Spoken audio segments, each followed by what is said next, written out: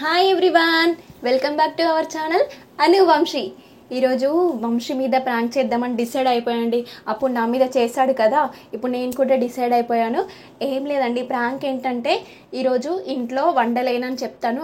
ఆయన ఆల్రెడీ పొద్దున్నే బయటికి వెళ్ళిపోయాడు. సో ఇప్పుడు వచ్చుడితోనే ఆకలిస్తుంది, అన్నం పెట్టమంటాడు. సో నేను వండను, ఏం చేసుకుంటావో చేసుకొని మాట్లాడతాను. సో ఇంట్లో మాట్లాడే లాంగ్వేజే మాట్లాడుకుంటాము. సో కొంచెం మీరు కూడా అడ్జస్ట్ కండి. ఆయన ఎట్లా రియాక్ట్ అవుతాడో, ఆయన ఎట్లా చేస్తాడో చూద్దాం. ఈ ప్రాంక్ సక్సెస్ కావాలని మీరు నన్ను బ్లెస్ చేయండి, ఓకేనా?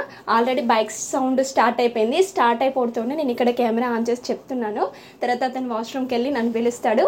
సో చూద్దాం. ఇంకా వెయిటింగ్ వంశీ పిలుపు కోసం. మీరు కూడా రెడీ కదా? ఓకే.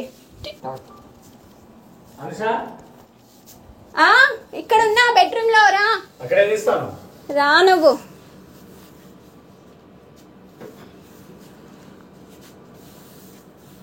నాకు ఆకలి అన్నం పెట్టు.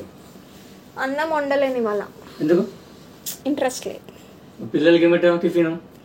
పిల్లలు బ్రెడ్ తిని వెళ్ళిరు. నిన్న దోశ పిండి ఉంటే 2 దోశలు వేసి లంచ్ బాక్స్ లో పెట్టేసిన. ఇప్పుడు ఇంత టైం అవుతుంది, ఈవినింగ్ 4 అవుతుంది, ఇంకా అన్నం వండకపోవడం ఏంది? పిల్లలకి అది పెట్టడం ఏంది?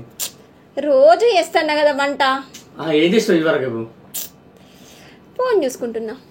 అట్లా కాదు, మొన్ననే హర్షకి హెల్త్ బాగాలేదు, ఫీవర్ వచ్చింది, బయట ఫుడ్స్ తిన్నా, ఇవి తిన్నా, మళ్ళీ అన్నం పెట్టాక నువ్వు అట్లా ఎందుకు పంపించిన పిల్లలు? నాకు రోజు వండాలంటే ఏం వండుతాను బాబా. ఈరోజు కొంచెం నీరసంగా ఉంది. నిజం ఉంటే నాకు కాల్ చేస్తా మాట, నేను రాగానే నువ్వు పార్సల్ పట్టుకురా. నీకు ఆల్రెడీ కాల్ చేసిన, చూసుకో. నాకు రాలేదు కాల్. వస్తానే వస్తాను ఇప్పుడు. ఒకసారి ఫోన్ ది చూసుకో. నాకు కాల్ రాలేదు, నిజం వస్తానే. నీకు మళ్ళీ రిటర్న్ కాల్ చేయనా? అరే చేసినబ్బా, వినవా? రోజు వండి పెట్టన్నా.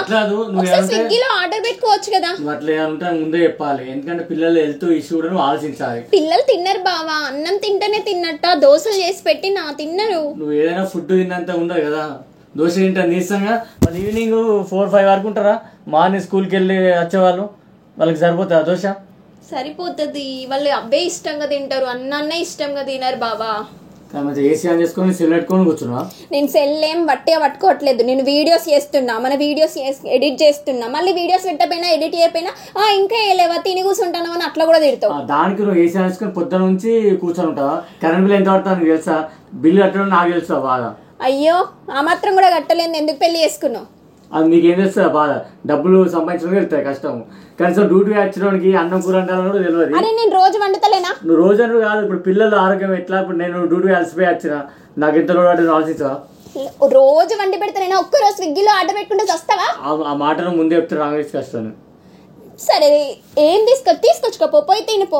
మరి నేనైతే తిన్నానా? నేను కూడా తినలేదు. సార్ మన గురించి ఆలోచించు, నా గురించి పక్కన. పిల్లలు పొద్దున స్కూల్ వచ్చారు, పిల్లలు ఖాళీ కడుపుతో లేరు. దోశలు తిన్నారని చెప్తున్నా కదా. దోశలు తింటే వాళ్ళు కడుపు నింటారా?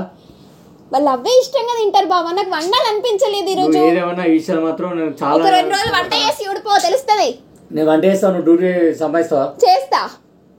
నువ్వు పోయి వంట చేయి, నేను డ్యూటీ చేస్తా. సరే అది అయినట్టే ఉన్నది, కానీ నీకేం చేస్తావు? నువ్వు సింగిల్ ఇంకా కరెంట్ ఏసీ వేసుకోనేట. ఏసీ ఎవరి కోసం పెట్టించిన? నెలకు 3-4 బిల్లు అవుతా, నీకేం చేస్తాను కష్టం. మరి అట్లయితే ఎందుకు ఇక?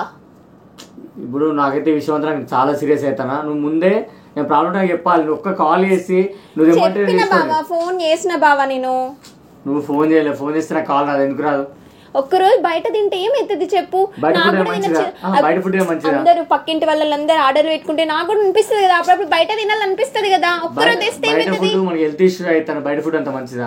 రోజు వండుతున్నా కదా, అర్థం చేసుకోవాలి నువ్వు కూడా. ఎంతసేపు అని నాకు చాలా అసలు నీరసంగా ఉంది పొద్దున్న నుంచి, అసలు ఏం తినలేను. నేను కూడా మరి తింటా తెస్తా అని అయితే అంటలేవు ఒక మాట. ఇప్పటికే నేను ఏమంటున్నా, ముందర కాల్ చేస్తే అచ్చా తీసుకొస్తున్నా. సరే ఇప్పటికే నేను రైస్ పెట్టు, నేను పోయి కర్రీస్కి వస్తాయి అన్నాడు. అరే రైస్ పెట్టడం పెద్ద విషయం అయితే పెట్టకపోతున్నా, నాకు రైస్ కూడా పెట్టాలనిపిస్తలేదు ఇలా.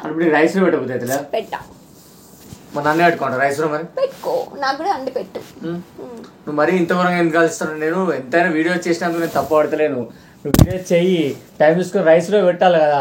మా పిల్లలు వెళ్తూ మా వెళ్తూ నువ్వు ఆలోచించాలి కదా. పిల్లల గురించి మాట్లాడకు. నేను పిల్లల్ని ఖాళీ కడుపుతోని పంపలేను, ఎవరు కూడా పంపరు. దోశలు పెట్టినా అని చెప్తున్నా కదా. మార్నింగ్ 9కి వెళ్ళటోనికి ఈవినింగ్ 5 వరకు దోశ తింటే కడుపు నింటుందా?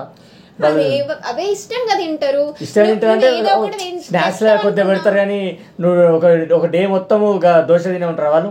అది కరెక్టేనా? అరే ఏం కాదు అది అంతకుముందు మేడం చెప్పింది మీ హర్ష ఇట్లా కళ్ళు పడిపోయింది అసెంబ్లీ అని చెప్తేనే ఆ రోజు నువ్వు వెళ్ళినావు, నేను లేకున్నా నువ్వు వెళ్ళినావు. ఏమైంది మేడం అంటే ఆ రోజు దోశ తిని వేయందుకే వాడు ఎండకున్నందుకే వాడు కళ్ళు కింద పడ్డాడు. ఆ విషయం నువ్వు తెలిసి నువ్వు ఇప్పుడు అన్నం పెట్టక రైస్ పెట్టక మళ్ళీ కదా దోశ పెట్టి పంపించాను ఏమాత్రం కరెక్ట్. అట్లా కాదు ఎవ్రీడే వంట చేయాలి, వంట చేయకపోతే ఇంత మనకి ఫీవర్ వస్తే హాస్పిటల్ పోతే మేడం ఏమన్నది, మీ టిఫిన్ పెడితే స్నాక్ కింద పెట్టండి సార్, ఖచ్చితంగా రైస్ అయితే పెట్టండి, రైస్తోనే కడుపు పెడుతుంది, ఫ్రూట్స్ పెట్టండి, టిఫిన్ మీద ఆధారపడకండి. మేడం కూడా చెప్పింది లేదు హాస్పిటల్ పోతే. చెప్పింది కరెక్టే కానీ మరి చెప్పిందంటో నువ్వు స్కూల్లో మేడం చెప్పింది టిఫిన్ పెట్టి పంపకండి రైస్ పెట్టాను అన్నది, నువ్వు అదే తప్పేసినావు. హాస్పిటల్లో మేడం డాక్టర్ చెప్పింది, నువ్వు అదే తప్పేసినావు. ఇప్పటికైనా వెళ్ళి బియ్యం పెట్టు, ఆకలి అవుతాను.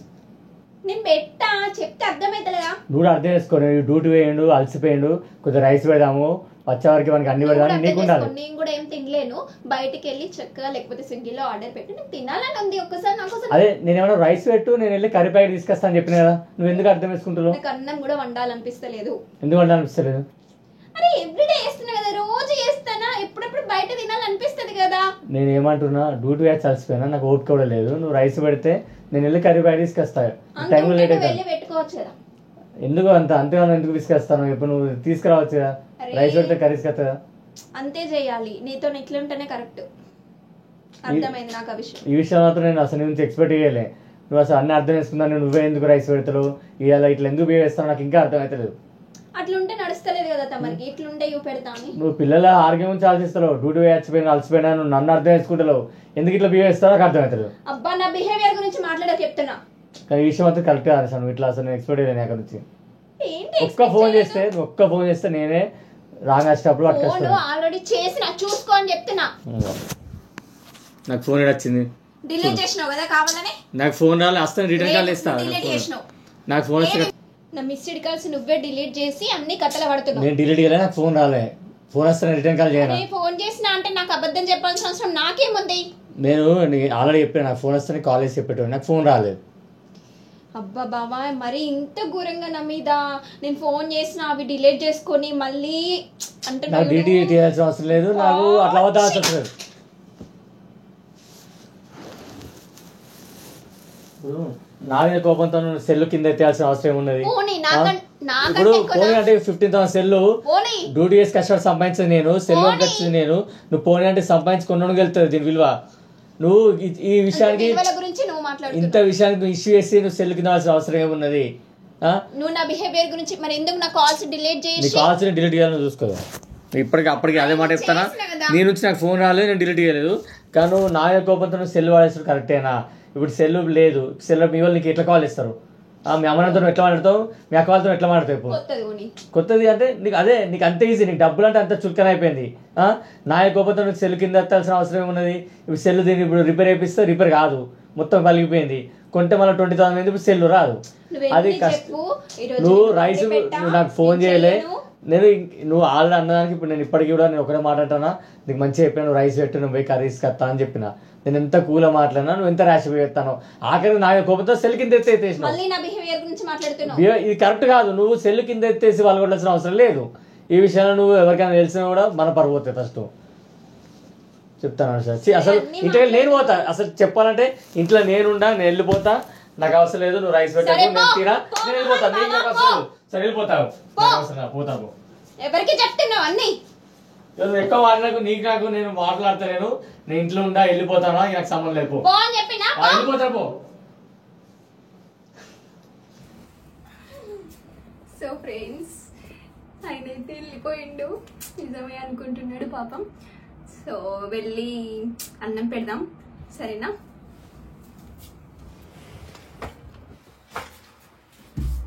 పాపం బాగా తిట్టేశాను.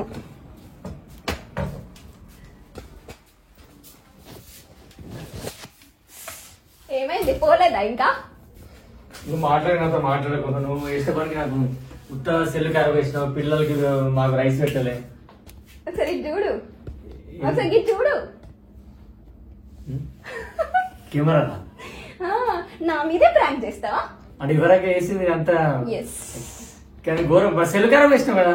సరే నువ్వు ఇది జోక్ భయపడకు, పాత ఫోన్ కి కొత్త పౌ చేసిన అంతే. నిజమా? నిజమే. వంశ అయితే పిల్లలకు కూడా తిన్నా, నీకు కూడా పెట్టుకొస్తా, అన్నం పెట్టుకొస్తా. నేనైతే నాకు ఎంత టెన్షన్ పెట్టినా, నాకు అసలు మైండే పనిచేయలేదు కాసేపు. నిజంగా అసలు అసలు ఎక్స్పెక్ట్ చేయలేదు నీ దగ్గర నుంచి. నాకు అసలు ఎందుకు ఇట్లా బిహేవ్ చేస్తాను, మన చేతులు బిహేవ్ చేసేది కాదు. మరి నన్నే చేస్తావా కార్ యాక్సిడెంట్ తొక్క తొట్టుకురాని. కానీ నేను అది ఎప్పుడో మర్చిపోయినా, నువ్వు దానికి నువ్వు ఇంత మనసు పెట్టుకుని నువ్వు ఇట్లా చేస్తావు అనుకోలే. రియల్లీ సక్సెస్, మొత్తానికి అయితే సక్సెస్ అయింది.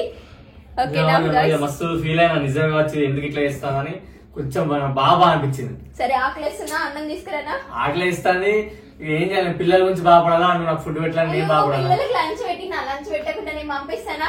అవి ప్రాంక్ అని చెప్పినా నమ్మట్లేదా? ఇంకా కూడా రియల్ లైఫ్ నిజమే. అసలు నిజంగా ఎక్స్పెక్ట్ చేయలేదు అక్కడ నుంచి. నాకు అసలు ఇవరకు మైండ్ పని చేయలేదు. అసలు ఎందుకు బిహేవ్ చేస్తాను. సారీ బావా, జస్ట్ మన ఆడియన్స్ ని ఎంటర్టైన్మెంట్ చేద్దామని, మన సబ్స్క్రైబర్స్ కి ఎంటర్టైన్మెంట్ చేద్దామని అంతే. సో మాట్లాడు. ఘోరంగా సీరియస్. అసలు నేను నిజమే అనుకున్నా. అసలు నేను ఎక్స్పెక్ట్ చేయలేదు అక్కడ నుంచి. నువ్వేమో రైస్ పెట్టలే, పిల్లలకి పెట్టలే అన్నావు. మరి ఇప్పటికైనా బియ్యం ఇది జస్ట్ ఫర్ ఫన్ అంతే. వాళ్ళకి చెప్పు, నీకు ఎట్లా అనిపించిందో వాళ్ళకి చెప్పు. నిజం, నేనైతే అసలు ఎక్స్పెక్ట్ చేయలేదు మనిషి దగ్గర నన్ను ఇట్లా వేస్తానని. తను ఇప్పుడు చెప్పారు కదా, నేను నిజమే అనుకున్నా. ఇటు పిల్లలు పెట్టలే అన్నది, అట్లీస్ట్ మరి రైస్ పెట్టుంటే రైస్ పెట్టా అన్నది. నేను డ్యూటీ మెంటల్ టెన్షన్ గా నాకు మైండ్ లో వర్క్ ఎక్కువైంది. మెంటల్ టెన్షన్ నేను వచ్చిన వచ్చాక ఇట్లా వేసింది. మరి సరే నువ్వు ఇప్పటికైనా రైస్ పెట్టంటే పెట్టా అన్నది. డైరెక్ట్ మొబైల్ కింద పడేసింది. మరి ఎందుకు ఇంత కోపం అయింది నా మీద? ఎందుకు ఇట్లా బిహేవ్ చేస్తున్నారు అసలు నమ్మలే. సరే leave it. Okay okay, just for ఇప్పుడు కొంచెం నాకు రిలాక్స్ అయింది. ఓకేనా? ఫోన్ అయితే బగలేదు, నీకేం నష్టం చేయలేను. ఓకేనా? సరేనా ఫ్రెండ్స్, అందరికీ మా వీడియో కనుక నచ్చినట్లయితే లైక్ చేయండి అండ్ మా ఛానల్ని సబ్స్క్రైబ్ చేయండి అండ్ ఇలానే మమ్మల్ని సపోర్ట్ చేస్తూ ఉండండి. ఓకేనా? Bye guys.